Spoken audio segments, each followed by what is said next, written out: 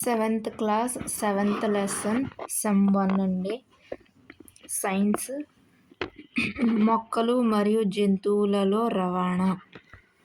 మనం main points మాత్రమే నేర్చుకుంటే మన కాన్సెప్ట్ కొంతవరకు మిస్ అయ్యే అవకాశం ఉందండి. కేవలం మెయిన్ పాయింట్స్ మాత్రమే నేర్చుకుంటే అది ఎవరైనా తయారు చేసిన ఒక పీడిఎఫ్ కావచ్చు, లేకపోతే మెటీరియల్స్ చదువుకుంటే సరిపోతుంది. కానీ టాపర్స్ యొక్క సజెషన్ ఏంటంటే కేవలం టెక్స్ట్ బుక్ మాత్రమే చదివితే ఎక్కువ మార్క్స్ని గెయిన్ చేయగలుగుతాం అనేసి. దీనికి గల కారణం ఏంటంటే దీని కాన్సెప్ట్కి ముందు కొంచెం ఎక్స్ట్రా మ్యాటర్ అనేది ఇస్తారండి.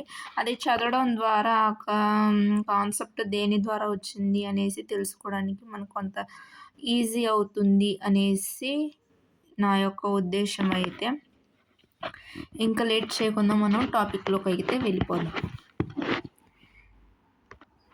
జీవరాశులన్నింటి మనుగడకు ఆహారం, నీరు మరియు ఆక్సిజన్ అవసరమని మీరు ముందే నేర్చుకున్నారు. అంటే 6th లెసన్లో మనం నేర్చుకున్నాం. మనిషి యొక్క మనుగడకి ఆహారం, నీరు, ఆక్సిజన్ అనేది మనకు అవసరం. ఇవన్నీ వాటి శరీరంలోని వివిధ భాగాలకు రవాణా కావాల్సిన అవసరం ఉంది. అంటే మనం తీసుకున్నది ఏ ఆహారం అయినప్పటికీ అది శరీరంలోని అన్ని భాగాలకు వెళ్తేనే మనకి శక్తి అనేది విడుదలవుతుందన్నమాట. అది రవాణా అనేది ఏ విధంగా అవుతుందో ఈ యొక్క పాఠం ద్వారా మనమైతే తెలుసుకుంటాం. ఇంకా జంతువులలో వ్యర్థాలను వాటిని తొలగించగల భాగాలకు రవాణా కావాల్సిన అవసరం ఉంది. అంటే జీవుల్లోని వ్యర్థాలను వాటిని తొలగించగల భాగాలకు రవాణా కావాల్సిన అవసరం ఉంది. అంటే మనం తీసుకునే ప్రతి ఆహారం కూడా మన శరీరంలోనే జీర్ణం అయిపోదండి. మనకు కావాల్సిన ఆహారం నుంచి మనకు కావాల్సిన పదార్థాన్ని మాత్రమే మన శరీరం తీసుకొని మిగిలిన వ్యర్థాన్ని మాత్రం బయటికి పంపివేయగలుగుతుందన్నమాట. అది ఎలాగో చూద్దాం మనం. ఇవన్నీ ఎలా సాధించబడతాయని మీరు ఆశ్చర్యపోతున్నారా? అంటే ఇక్కడ అడిగాడండి.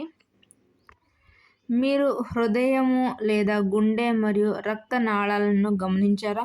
అంటే ఇది హార్ట్ అండి, ఇవి రక్తనాళాలు అనమాట. బ్లూ కలర్, రెడ్ కలర్లో ఉన్నది చూడండి ఒకసారి. అవి పదార్థాలను రవాణా చేయడాన్ని నిర్వహిస్తాయి. ఇవి రెండు కలిసి ప్రసరణ వ్యవస్థను ఏర్పరుస్తాయి. అంటే ఏ రెండు అంటే ఈ బ్లూ కలర్, రెడ్ కలర్, ఈ రెండు కలిసి ప్రసరణ వ్యవస్థను అయితే ఏర్పరుస్తాయంట. ఈ అధ్యాయంలో మీరు జంతువులు మరియు మొక్కల పదార్థాల రవాణా గురించి తెలుసుకుంటారు. అంటే ఈ లెసన్ పేరే మొక్కలు మరియు జంతువుల్లో రవాణా అనేసి కదా. ఇక రవాణా అనేది ఏ విధంగా జరుగుతుందో మనమైతే ఈ లెసన్ ద్వారా తెలుసుకోవచ్చు అనమాట. ప్రసరణ వ్యవస్థ ఫస్ట్ది అందులో రక్తం అండి. మీ శరీరంపై గాయమైనప్పుడు ఏమి జరుగుతుంది? క్వశ్చన్.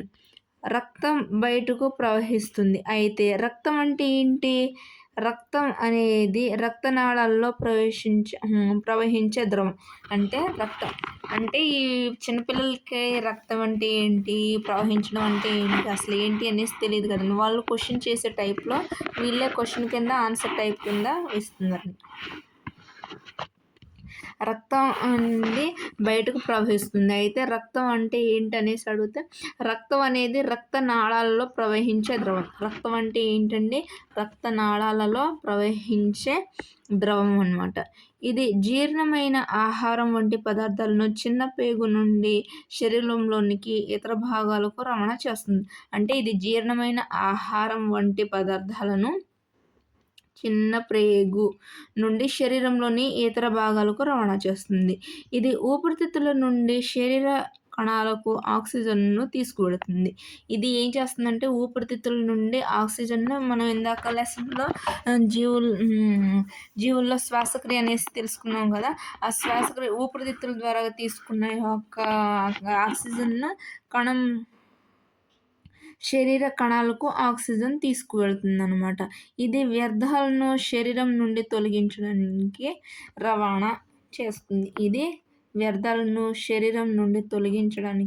రవాణా చేస్తుందన్నమాట.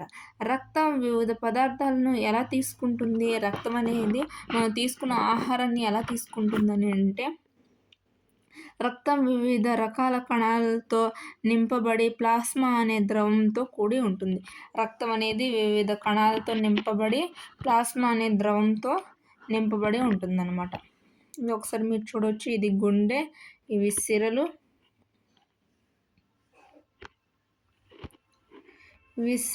ఇవి ధమనులు అనమాట. సిరలు అనేవి బ్లూ కలర్లో ఉండేదండి, ధమనులు అనేవి రెడ్ కలర్లో ఉండేది, గమనించవచ్చు అనమాట. ఈ మధ్యకాలంలో ఈ యొక్క పిక్చర్స్ మీద కూడా బిట్స్ పడుతున్నాయి కదండి. బ్లూ కలర్లో ఉండేది ఏంటి, రెడ్ కలర్లో ఉండేది ఏంటి అనేసి కూడా అడగవచ్చు. బ్లూ కలర్లో ఉండేది సిర, రెడ్ కలర్లో ఉండేది ధమని అనమాట. ఒకసారి చూడవచ్చు.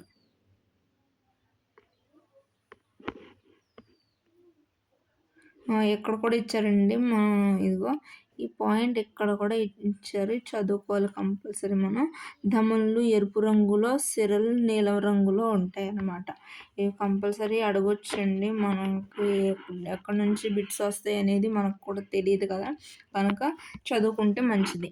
హిమోగ్లోబిన్ అని పిలువబడే ఎరుపు వర్ణ ద్రవ్యం ఉన్న ఎర్ర రక్త కణాలు ఆర్బీసీ ఒక రకమైన కణాలు.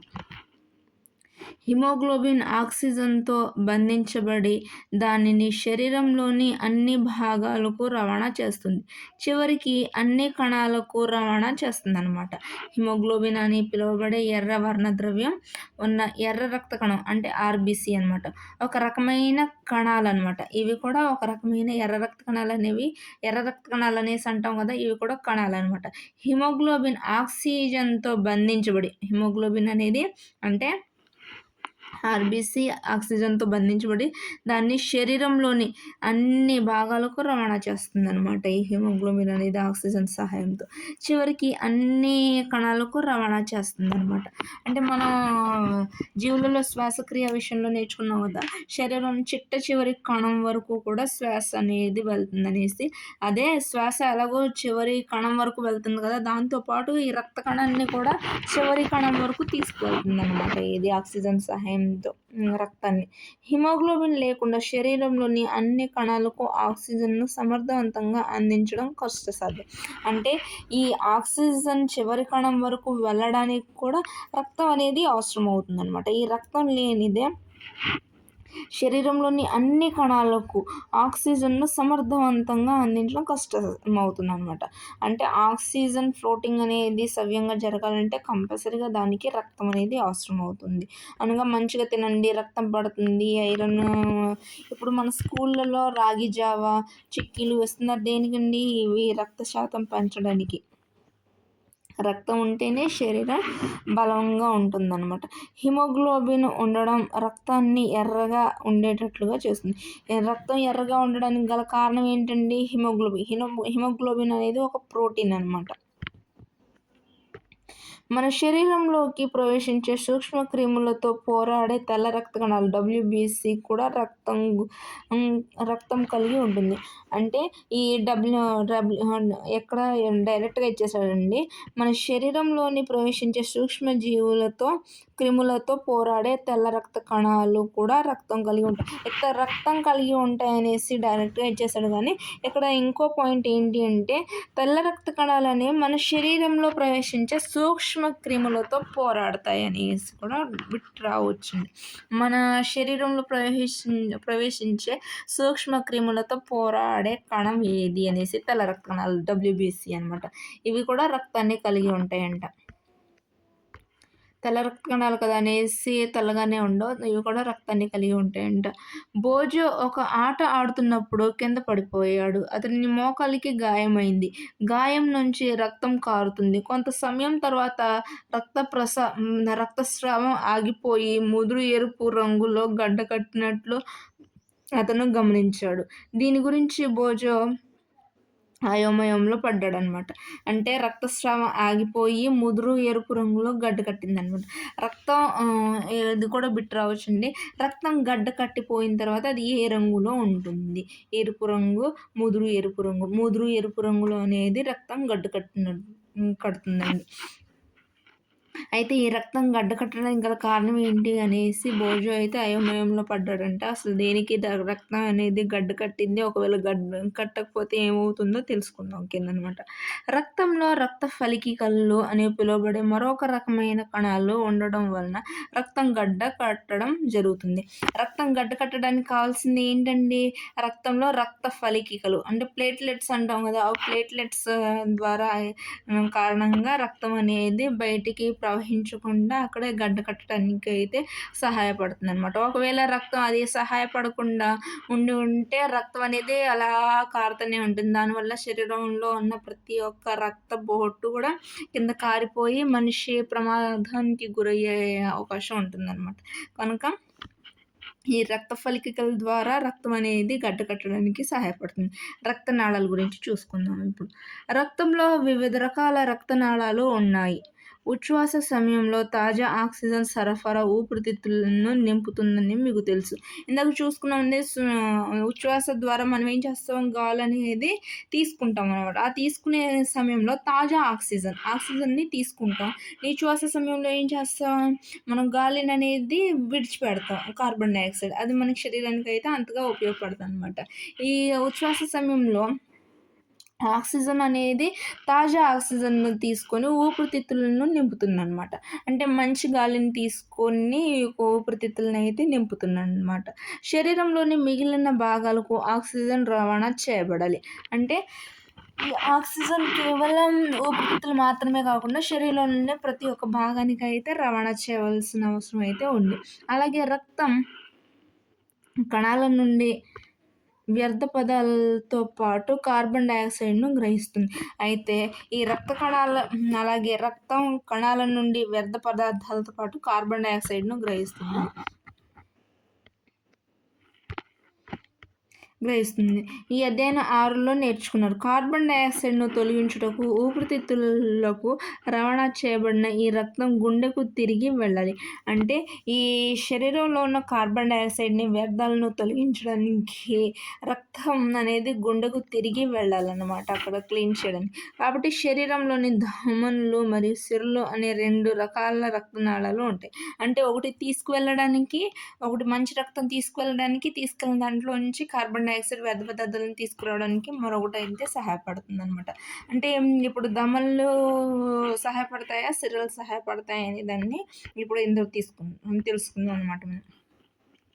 ధమనులు ఆక్సిజన్‌తో కూడిన రక్తాన్ని గుండె నుండి శరీరంలోని అన్ని భాగాలకు తీసుకువెళ్తుంది. ఇప్పుడు ఈ ధమనులు ఉన్నాయి కదండీ! ధమనులు ఏ కలర్‌లో ఉంటాయి? రక్తం రెడ్ కలర్ అనమాట.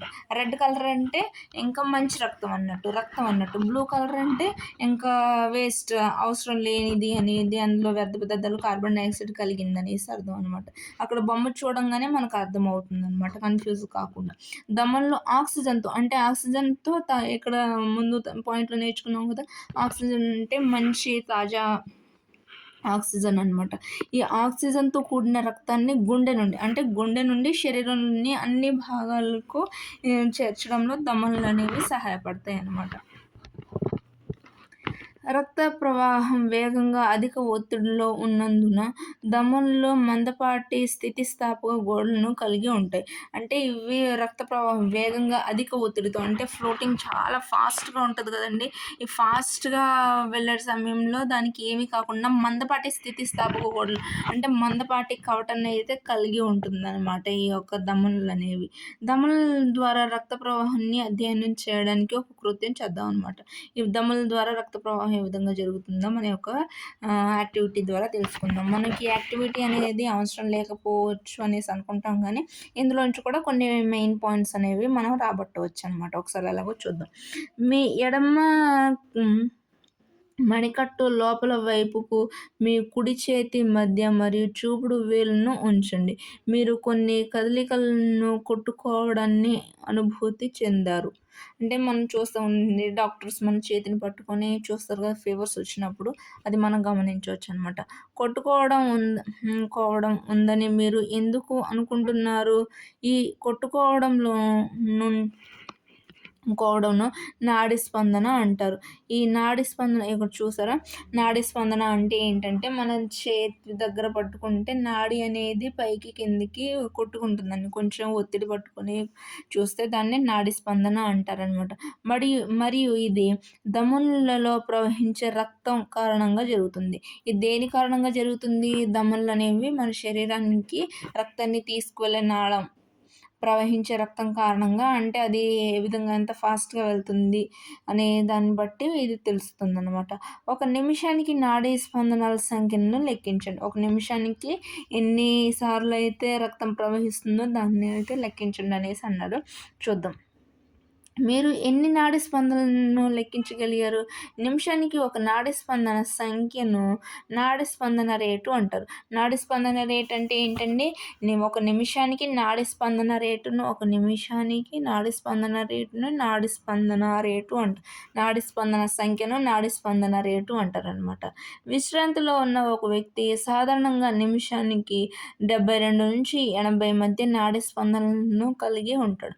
అంటే ఆరోగ్యంగా ఉన్న వ్యక్తి కావచ్చు, ప్రశాంతంగా ఉన్న వ్యక్తి కావచ్చు, వీరందరూ 72-80 మధ్య నాడీ స్పందనలను కలిగి ఉంటారనమాట. మీ శరీరంలోని మీరు నాడీ స్పందనలను అనుభూతి చెందగలరా? ఇతర ప్రదేశాలను గమనించండి. నిమిషానికి మీ నాడీ స్పందనల సంఖ్యలను, మీ మిత్రుల నాడీ స్పందనల సంఖ్యలను నమోదు చేయండి. అంటే మన నాడీ స్పందన ఎలాగుంది, వేరే వ్యక్తి యొక్క నాడీ స్పందన ఎలా ఉంది అని. ఇదిగో ఇక్కడ చూసారా? ఇక్కడ కొంచెం పట్టుకుంటే ఇక్కడ అనేది కదలికలనేవి మనకు తెలుస్తుందనమాట. అది ఒక నిమిషానికి ఎంత కొట్టుకుంటే, నిమిషానికి మన నాడీ స్పందన రేటు ఎంత అనేసి మనం కూడా తెలుసుకోవచ్చనమాట. ఇక సిరల పని ఏంటో చూద్దాం.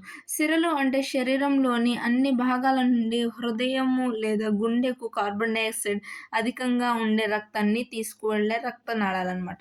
అంటే సిరలు అంటే ఏంటండి? బ్లూ కలర్‌లో ఉంది కదా! ఇది శరీరం నుండి అంటే కింద నుంచి కావచ్చు, పైనుంచి కావచ్చు. అదే శరీరానికి అధికంగా కార్బన్ డయాక్సైడ్ కలిగిన యొక్క రక్తాన్ని గుండెకు చేర్చడంలో సహాయపడేది ఏంటి? సిరలనమాట. సిరలు సన్నటి గోడలను కలిగి ఉంటాయి. అంటే ధమనులనేవి ఎక్కువ రక్తాన్ని శరీర భాగాలకి తీసుకువెళ్తుంది కదండీ! శరీర భాగాలన్నీ ఎక్కువ రక్తాన్ని వినియోగించుకొని తక్కువ మోతాదుల్లో అంటే కార్బన్ డయాక్సైడ్ కలిగిన రక్తాన్ని అవుతుంది కనుక అది కొంచెం సన్నపాటి గొట్టం ద్వారాగా బయటకొస్తుందన్న ఈ గుండెకు చేరుతుందనమాట. అది సిరలనే కనుక సిరల యొక్క నాళం అనేది కొంచెం సన్నగా ఉంటుంది ధమనులతో పోల్చుకుంటే. రక్తాన్ని గుండె వైపుకు మాత్రమే ప్రవహించేలా చేసేందుకు సిరల్లో కవాటాలు ఉంటాయి. కేవలం కార్బన్ డయాక్సైడ్ కలిగిన రక్తాన్ని మాత్రమే గుండెకు చేర్చే విధంగా సిరల్లో కవాటాలు ఉంటాయన్నమాట. అవి ఎలాగో చూద్దాం అనమాట. ఇక్కడ బొమ్మ చూస్తే తెలుస్తుంది. ఇవి ఊపిరితిత్తులు అనమాట పైన. ఇవి పుప్పుస ధమనుల ద్వారా రక్తాన్ని ఊపిరితిత్తులకు తీసుకువెళ్తుంది. పుప్పుస సిర అనేది రక్తానికి ఊపిరితిత్తుల నుండి రక్తాన్ని అయితే తీసుకొస్తుందనమాట. పుప్పుస ధమని అనేది రక్తాన్ని తీసుకువెళ్తే పుప్పుస సిర అనేది రక్తాన్ని గుండెకు చేరుస్తుందనమాట. ఈ సిర అనేది ఈ సిర అనేది గుండెకు తీసుకెళ్తుందనమాట. ధమనులు అనేవి గుండె నుంచి శరీర భాగాలకు తీసుకొస్తున్నాం. ఇవి రక్తకేశనాళికలు అనమాట. రక్తదానం గురించి ఒకసారి చూద్దామండి. రక్తం దొరకక వందలాది మంది చనిపోతున్నారు. అంటే రక్తం అనేది ఏదైనా మార్చగలరు కానీ గుండె పాడైతే గుండెను, ఇక బ్రెయిన్ పాడైతే బ్రెయిన్, కిడ్నీస్ పాడైతే కిడ్నీను, శరీరంలోని ఏ ఒక అవయవం పాడైనా దాన్ని మార్చగలుగుతారు, కొత్తగా చేయగలుగుతారు. కానీ ఈ యొక్క రక్తాన్ని అయితే ఇప్పటి వరకు ఇంకెవరూ కొత్తగా తయారు చేయలేదండి. అది స్వచ్ఛంద రక్తదానం సురక్షితమైనది, నొప్పి లేకుండా ఉంటుంది మరియు విలువైన ప్రాణాలను కాపాడుతుంది. రక్తాన్ని ఆసుపత్రులు మరియు ప్రభుత్వంచే గుర్తింపు పొందిన ఇతర ప్రదేశాల్లో దానం చేయవచ్చు. దానం చేసిన రక్తాన్ని బ్లడ్ బ్యాంకులలో ప్రత్యేక శ్రద్ధతో నిల్వ చేస్తారన్నమాట. అంటే రక్తానికి ఒక ప్రాముఖ్యత అండి. నేను అయోమయంలో ఉన్నాను. ధమని ఎప్పుడు అధిక ఆక్సిజన్‌తో కూడిన రక్తాన్ని తీసుకువెళ్తుందని నాకు తెలుసు. అంటే ధమనులనేవి అధిక ఆక్సిజన్‌తో కూడిన రక్తాన్నయితే శరీర భాగాలకు తీసుకువెళ్తుంది. ఫుఫుస ధమని గుండె నుండి రక్తాన్ని తీసుకువెళ్తుందని కావున దీన్ని సిర అని కాకుండా ధమనిగా పిలుస్తున్నారు. అంటే శరీరం నుండి మంచి రక్తాన్ని తీసుకువెళ్ళేది ఏంటండి? ఫుఫుస ధమని. కానీ ఇక్కడ తనకు ఆశ్చర్యం ఏంటంటే అయోమయంలో వేసిన విషయం దీన్ని సిర అని కాకుండా ధమనిగా పిలుస్తున్నారు అని పహేలి వివరించింది. ఇది కార్బన్ డయాక్సైడ్ అధికంగా ఉండే రక్తాన్ని ఊపిరితిత్తులకు తీసుకువెడుతుంది. ఫుఫుస సిర ఆక్సిజన్ అధికంగా ఉన్న రక్తాన్ని ఊపిరితిత్తుల నుండి గుండెకు తీసుకువెళ్తుంది. ఇక్కడ కన్ఫ్యూజ్ ఏం లేదండి, ఒకసారి చూద్దాం చూడండి. ఇక్కడ గుండె నుండి ధమనులైతే మంచి రక్తాన్ని శరీర భాగాలకు తీసుకువెళ్తుంది కదండి. అలాగే కార్బన్ డయాక్సైడ్ ఉన్న రక్తాన్ని శరీర భాగాల నుండి గుండెకు అయితే సిరలు పంపిస్తాయి అన్నమాట. అలాగే ఇక్కడ వ్యతిరేకంగా ఏంటంటే ఫుఫుస సిర అనేది ఊపిరితిత్తుల నుండి మంచి ఆక్సిజన్ ఉన్న రక్తాన్ని మాత్రం గుండెకు చేరుస్తుంది. ఫుఫుస ధమని మాత్రం గుండెకు అధిక కార్బన్ డయాక్సైడ్ ఉన్న యొక్క రక్తాన్ని ఊపిరితిత్తులకు అయితే చేరవేస్తుందనమాట. దీన్ని కొంచెం కన్ఫ్యూజ్ కాకుండా ఒక్కసారి థియరీ బొమ్మను మాత్రమే చూస్తే మీకు ఈజీగా అర్థమవుతుందండి. ఏం కన్ఫ్యూజ్ అవ్వాల్సిన అవసరం అయితే ఏమి లేదు. ధమనులు చిన్న నాళాలుగా విభజించబడి ఉండడం మీరు చూసారా? ధమనులు అనేవి చిన్న నాళాలుగా విభజించబడి ఉంటాయన్నమాట. కణజాలానికి చేరాక అవి రక్త కేశనాళికలను అని పిలువబడే సన్నని నాళికలుగా విభజించబడతాయి. ఒకసారి చూడండి ఇక్కడ.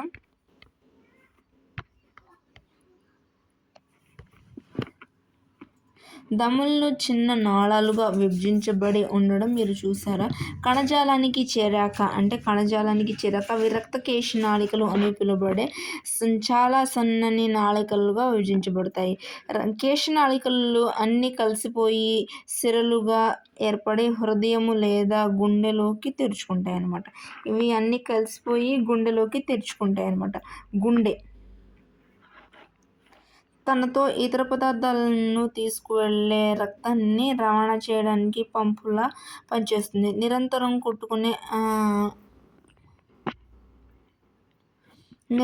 కొట్టుకునే అవయవం అంటే మనం పడుకున్న సమయంలో కావచ్చు, ఎక్కడికైనా వెళ్తున్న సమయంలో కావచ్చు, పనులు చేస్తున్న సమయంలో కావచ్చు, ప్రతి సమయంలో ఇదనేది కొట్టుకుంటూనే ఉంటుందన్నమాట. అంటే రక్తం ప్రవహిస్తూనే ఉంటుందన్నమాట, పంపు చేస్తుంది.